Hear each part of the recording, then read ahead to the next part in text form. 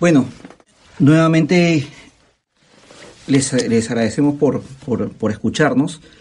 En una sesión previa estábamos hablando acerca de la ansiedad. Entonces, quedábamos en que íbamos a comenzar a hablar acerca de los tipos o los trastornos de ansiedad. Ahora hoy día vamos a hablar sobre un tipo de trastorno que es la fobia o las fobias. No sé si alguno se anima a decirnos exactamente qué son las fobias o qué es la fobia. Yo no. Yo quiero decir algo, que yo sigo con ansiedad por no tener nombre. No puede ser. Es cierto. Es que todavía los comentarios me llegan, poco a poco. Es cierto. Bueno, quizá alguno de ustedes quiera decirnos qué es la fobia o qué son las fobias.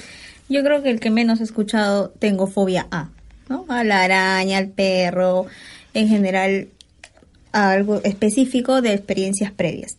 Entonces, algo muy sencillo para entender que la fobia es un miedo, pero es irracional. Quiere decir que en general podemos tener miedo a insectos, es casi muy frecuente, pero el tema es lo irracional de este miedo.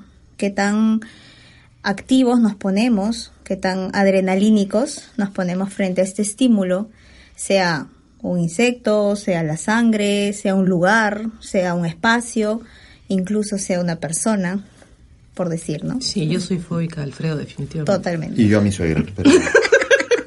Entonces, creo que acá el término importante es lo irracional del miedo. Otra cosa que quizás es necesario ampliar es que la fobia no es necesariamente por ejemplo, si decimos que tenemos una fobia a los perros, no es necesariamente que la fobia o la ansiedad se va a activar cuando yo vea un perro. La ansiedad, el temor intenso, es a imaginarme en la situación de estar frente a un perro. Incluso, ¿no? Incluso imaginarlo. Incluso imaginarlo, y eso me comienza a generar una angustia intensa, ¿no? En el caso que decía Gaby del temor a las arañas o a los insectos, el solo imaginar la posibilidad de estar frente a uno de estos y comienza a generar una ansiedad bastante grande, ¿no? O el tener una representación, además, ¿no? Claro. O sea, recuerdo siempre el caso de una persona, un paciente mío que abrió una revista de computadoras en una página en la que describían la red. Y aparecía una red de telaraña y una araña en medio, que era obviamente pues una foto, ¿no? Y que el tipo casi se muere de un infarto, ¿sabes? Porque la intensidad de la angustia fue grandísima solamente con ver esta foto, ¿no? De este elemento al que él le tiene pues esta fobia, ¿no? Claro, el nombre, bueno, un poco haciendo historia, ¿no?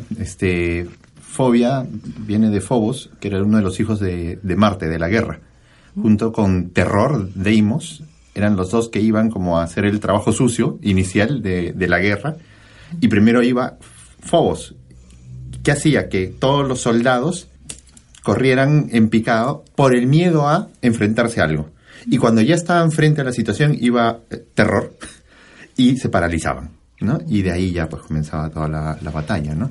Lo cual le explica bastante bien, bueno, por supuesto surge de la mitología griega y todo esto, ¿no? Pero explica bastante bien este proceso que está contando Martín, bueno, que hemos conversado un poco sobre cómo incluso el puede ser tan intenso, ¿no? Uh-huh. La representación, el imaginárselo, la simple mención a veces también puede hacer que esto surja con bastante intensidad, ¿no? ¿Cuáles son las fobias o los tipos de fobias más frecuentes? Lo que está en la literatura o lo que ustedes han podido ver en sus pacientes. A ver, en eso no sé si se contradicen, pero hay bastantes estadísticas diferentes, ¿no? Quizás de lo más frecuente que yo he visto y dentro de lo que he podido leer es a la sangre, al dolor, a las alturas, a los espacios cerrados, ¿no? A los insectos que decías tú, Gaby, antes. A la oscuridad también. A las alturas, como ya nos dijiste, ¿no?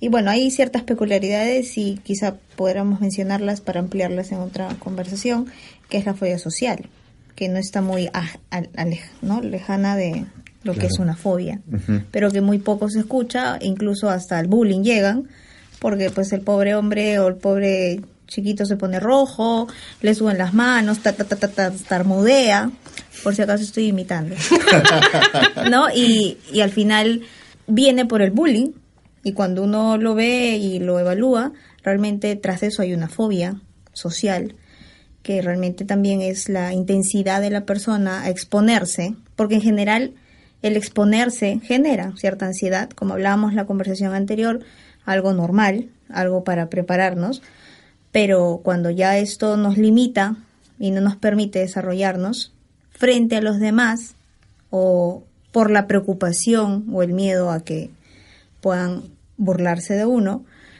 también puede ser, ¿no? Pero claro, y es otro tipo. Solo lo dejo para que si por ahí alguien que esté escuchando y diga, ok, eso es lo que tengo, esté atento para la siguiente conversación. Entonces, quizá algo que podríamos ir diciendo a la gente que nos escucha es que la fobia no es necesariamente a un objeto, sino también a situaciones, ¿no? El temor, el miedo a una situación que, como decía Gaby, en el ejemplo de la fobia social, es el temor a enfrentarme a situaciones en las que me vea expuesto o valorado por gente extraña, ¿no? O juzgado. ¿No? Esto, no sé a ustedes, pero que posiblemente es digamos, de los tipos de fobias, quizás el más frecuente, a pesar de que no es la fobia a algún objeto, ¿no?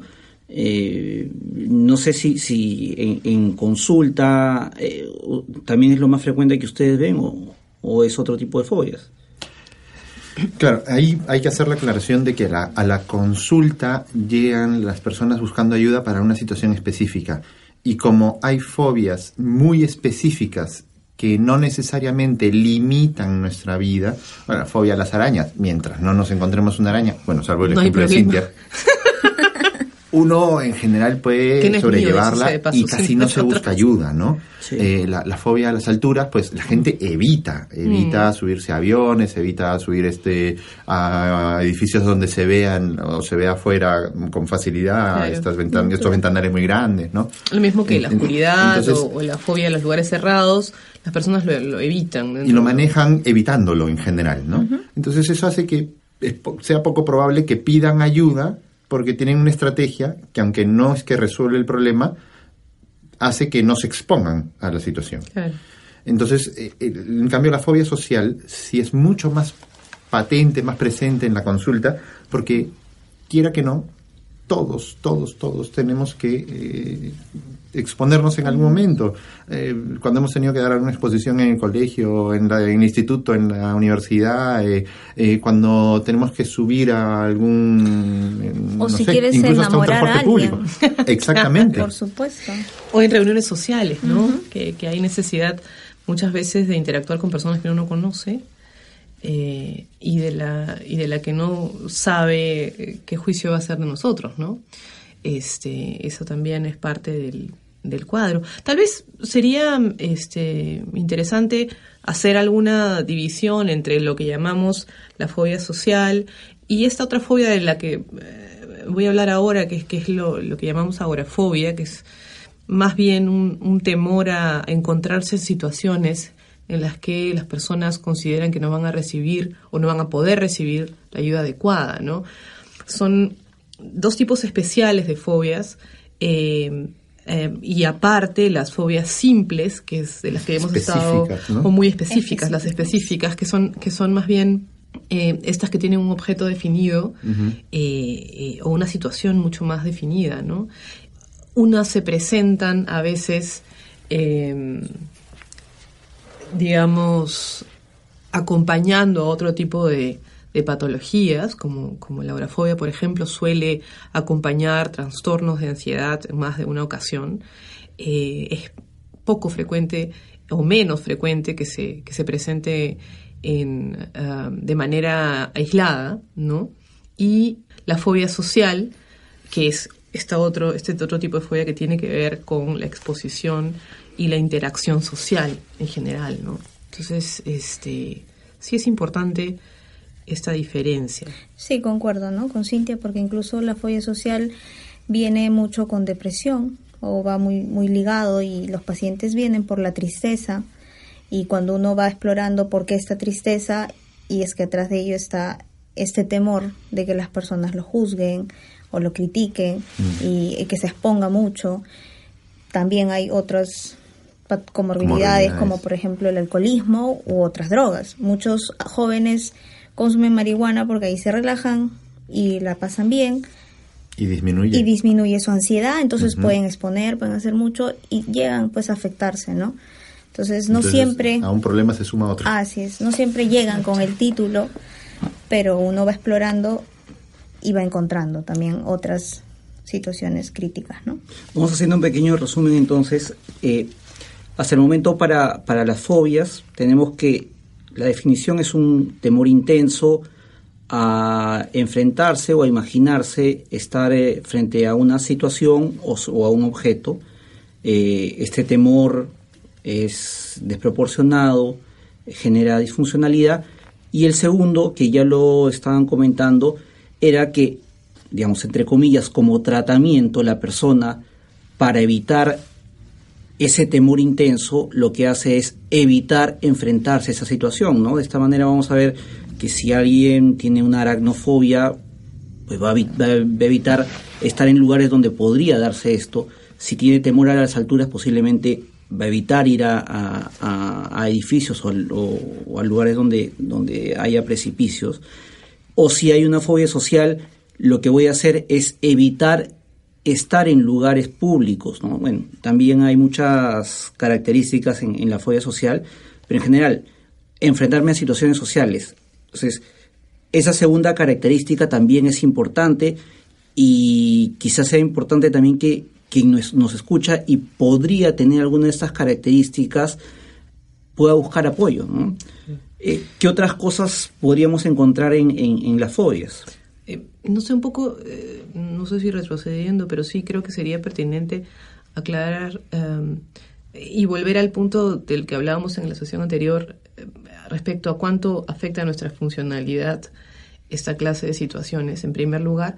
Y en segundo lugar, muchas veces, como lo decíamos al inicio, utilizamos la palabra fobia de manera muy coloquial. Exacto, sin lo estricto de la definición clínica, por decirlo de alguna manera, ¿no? Que no tenía por qué saberlo todo el mundo.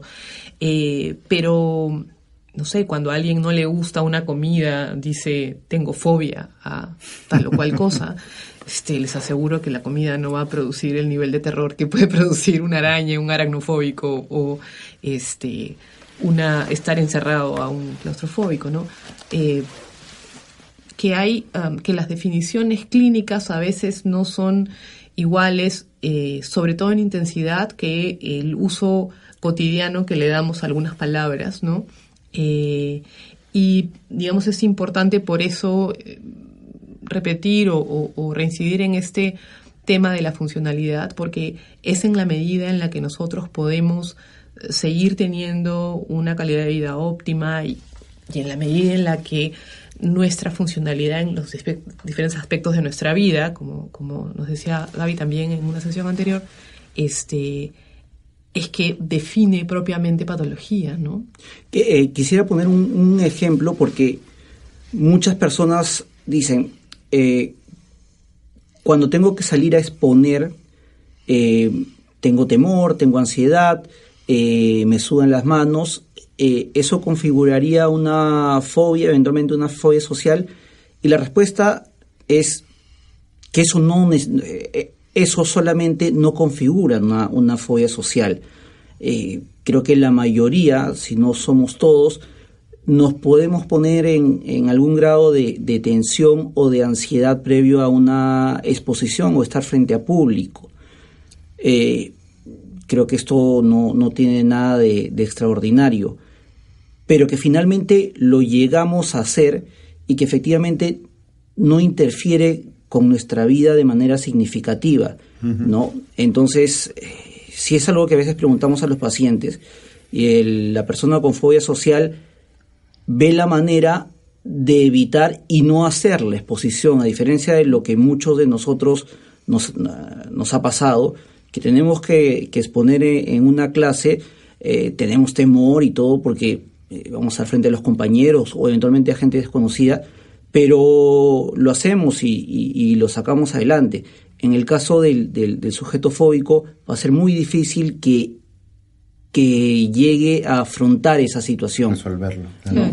Un poco respecto al tema que hablábamos también en la sesión anterior, ¿no? Hay un nivel de ansiedad que es normal y que nos permite prevenir y que nos permite, digamos, adaptarnos. Es funcional, para ser repetitivo. Es funcional.